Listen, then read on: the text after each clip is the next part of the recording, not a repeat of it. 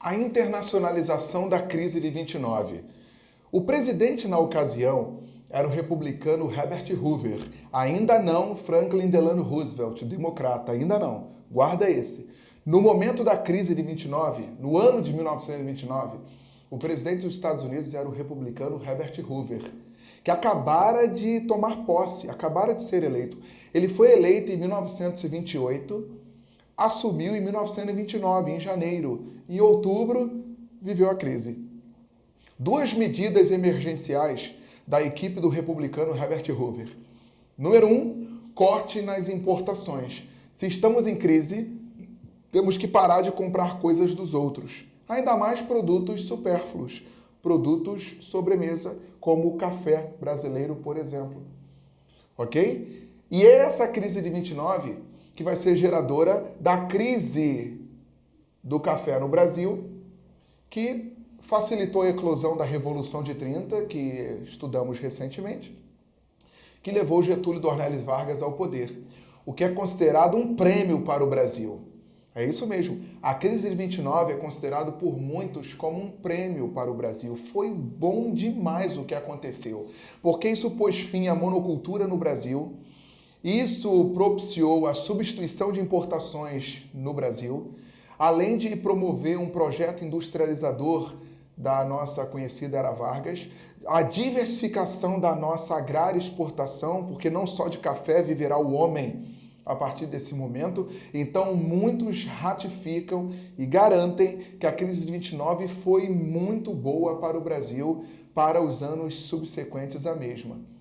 A crise de 29, nós consideramos como os Estados Unidos, como tendo pego uma gripe, os Estados Unidos pegaram uma gripe, o mundo uma pneumonia, menos a União Soviética de Joseph Stalin. Nesse momento, a União Soviética ela é vermelha.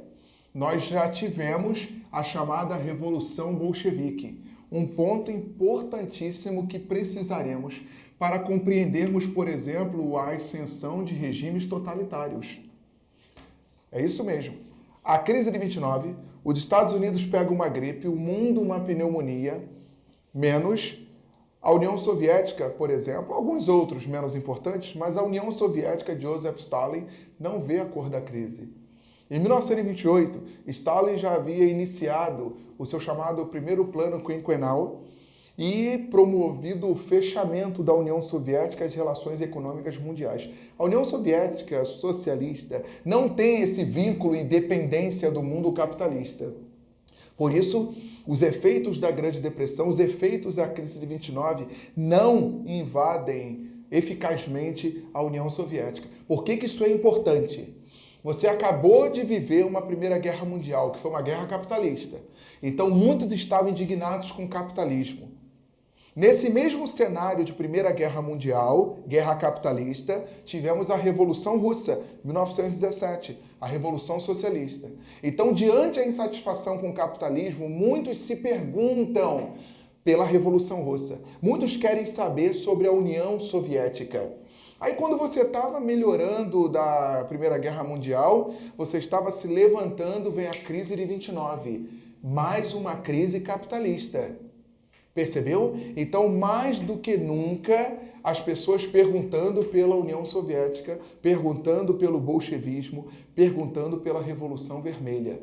Consegue me entender? Mediante as crises capitalistas, pergunta-se muito pelo socialismo. E para evitarmos novas revoluções russas, vamos precisar de governos capitalistas fortes.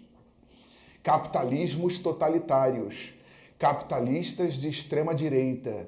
Precisaremos de ditaduras, os totalitarismos, que são capitalistas e antissocialistas, anticomunistas. Então, essa informação é importantíssima para que já entendamos o cenário dos nazifascismos. O avanço do nazifascismo era uma forma de conter a expansão do socialismo. O avanço do nazifascismo como forma de conter a ameaça vermelha representada pela União Soviética. Guarda isso que a gente vai precisar muito dessa informação. Estamos falando dos efeitos da internacionalização da crise de 29. o presidente, o republicano, na ocasião da crise, o republicano Herbert Hoover, medida número 1, corte nas importações. Isso gera crise do café no Brasil, problemas na pecuária da Argentina, crise na pecuária da Argentina.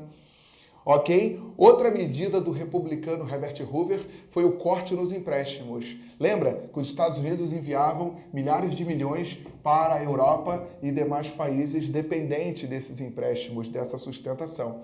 Os Estados Unidos, além de cortar os empréstimos, vão tentar repatriar os capitais. Tentar trazer de volta o que havia emprestado. Claro que não vai conseguir eficazmente isso. E na medida que eles cortam os empréstimos, vários países contavam com essa grana. A grana não chega, isso gera colapso nessas economias, por exemplo, da Europa. A crise de 29 gerou 6 milhões de desempregados na Alemanha, o que facilitou a chegada do Partido Nazista ao poder. A crise de 29, geradora de cerca de 6 milhões de desempregados na Alemanha, facilitando a ascensão de Hitler, a ascensão do nazismo ao poder no país. Então, percebamos a internacionalização promovida por essa crise de 29. E a solução da crise, ou melhor, a diminuição desses efeitos, a minimização desse colapso, foi promovida pelo democrata Franklin Delano Roosevelt e o seu projeto do New Deal, o Novo Acordo. O republicano Herbert Hoover, que eu já havia comentado, ele ainda tentou uma reeleição no ano de 1932. E acreditem se quiser, o projeto de Herbert Hoover era manter o rumo. Manter a política liberal, a não intervenção na economia, alegando que a economia, mais uma vez, regular-se-ia por si mesma. Já o governador de Nova York, o ousado governador de Nova York, o democrata Franklin Delano Roosevelt, ele defendia o keynesianismo, defendia a intervenção. O Estado deveria intervir na economia a fim de auxiliar esse reajuste, essa retomada de projeção que representavam os Estados Unidos da América. Franklin Roosevelt venceu por ampla margem as eleições ocorridas no dia 8 de novembro de 1932, deram a vitória ao democrata Franklin Roosevelt. E uma vez eleito, ele pôs em prática o famoso New Deal, o chamado Novo Acordo, a partir da chamada intervenção do Estado na economia, o controle do Estado nas relações econômicas para reerguimento da economia norte-americana. O keynesianismo vem para a gente como o termo-chave dessa intervenção, baseados nos ensinamentos da Escola e Economia Política de John Maynard Keynes. O keynesianismo vem com a ação de intervenção promovida pelo New Deal de Franklin Roosevelt. E a ideia do New Deal era gerar empregos a fim de retomar a engrenagem de economia. Como assim? Vamos entender. Os Estados Unidos possuíam lastro? Sim. Nós vimos que eles saíram com mais da metade do ouro do planeta em seus cofres. Reserva de ouro, lastro, eles possuem. Ou seja, dinheiro tem. O problema é que o desemprego era gritante, alarmante e não estava havendo consumo, porque a grana não estava circulando na mão dos trabalhadores, porque eles estavam sem trabalho. Produto temos de sobra, ok? As prateleiras estão abarrotadas, os estoques estão inflamados, abarrotados de produtos. Nós precisamos retomar a engrenagem de economia. O que nós vimos? Que o desemprego foi gerador de desemprego. Então precisamos empregar. Porque uma vez com um emprego, nós temos salário, com o salário você gera consumo e com o consumo você retoma os empregos de outrora. Então, medida do governo, por exemplo, medidas do New Deal, salário e desemprego. Nós temos lastro, então nós comandamos o Banco Central, a Casa da Moeda. Vamos produzir papel moeda.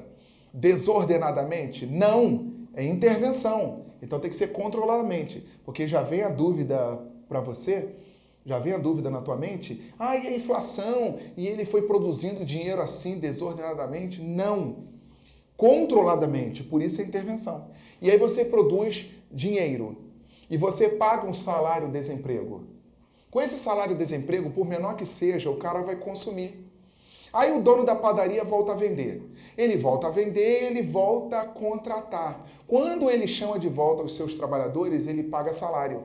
Quando ele paga salário, há retomada de consumo. Esse cara vai na quitanda, esse cara vai na sapataria. Consegue captar? Então, o emprego vai ser gerador de novos empregos. O governo Roosevelt, ele promove a criação de obras públicas para a geração de empregos, pontes, viadutos, monumentos, hidrelétricas, ok? O apoio ao pequeno produtor, o apoio ao trabalhador rural, ok? Uma ação subsidiária de auxílio e controle para a retomada dessa produtividade no campo, para abastecimento da cidade, leis trabalhistas, previdência social pública, ok? Então são mecanismos da política de New Deal baseados na intervenção para quê? Para a diminuição dos efeitos da crise de 29. Os Estados Unidos conseguiram gradativamente reerguendo a economia, gradativamente, mas conseguiram promover isso, ok? E deu-se início a uma chamada política de bem-estar social, um chamado welfare state. Gradativamente começaremos a ver esse chamado welfare state, bem-estar social, que significa o Estado capitalista preocupado com ações sociais. E sabe para que isso? E sabe por que isso? Para que você não queira buscar ações sociais em revoluções vermelhas. Ok? Beleza.